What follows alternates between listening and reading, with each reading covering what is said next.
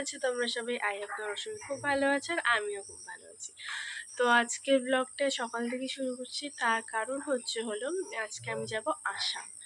আসাম কেন যাচ্ছি, কিসের জন্য যাচ্ছি, তো সেটাই তোমরা টোটাল ব্লগটা যদি দেখো তাহলে অবশ্যই জানতে পারবো আমি কিসের জন্য যাচ্ছি।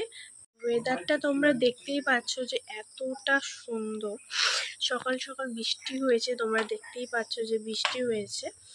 তো হাওয়া চলছে, আকাশটা টোটালটাই মেঘলা। আমার তো দেখতে জাস্ট সবে ঘুম থেকে উঠেছি, এখন আমার ব্রাশ করে ফ্রেশ হওয়া গুছানো কিছুই হয়নি। তো আমি চটপট করে ব্রাশ করে স্নান টান করে তোমাদের সামনে চলে এসেছি।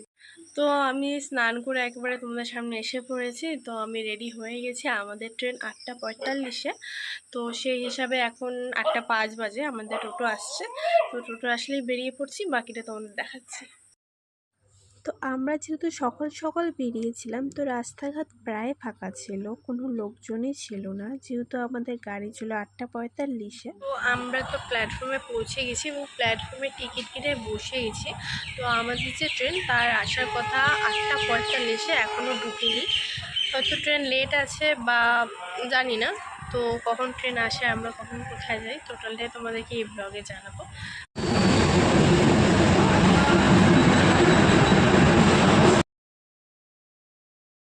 তো তারপর ট্রেনটা চলতে শুরু করলো, আলিপুরদুয়ার স্টেশন থেকে আমরা আসামের দিকে যেতে শুরু করলাম। কিন্তু আকাশটা তখনও মেঘলা ছিল, একটাই ভয় লাগছিল যে ভালোভাবে যাতে পৌঁছাতে পারি, কোনো বৃষ্টি টিষ্টি না হয়, আর ভিডিও শ্যুটে যেন কোনো বাধা না পড়ে, এটাই শুধু ভাবছিলাম।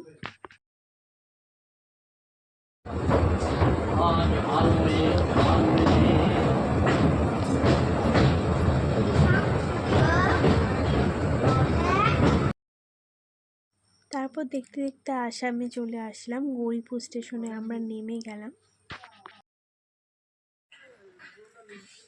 তো আমরা আমাদের লোকেশনে পৌঁছে গেছি, কিন্তু আকাশ পুরো কালো হয়ে আসছে, মানে মনে হচ্ছে এক্ষুনি বৃষ্টিটা নামবে। জানি না আজকে শ্যুটটা লাস্ট পর্যন্ত কী হবে না হবে, এত দূর থেকে স্ট্রাগল করে আসা।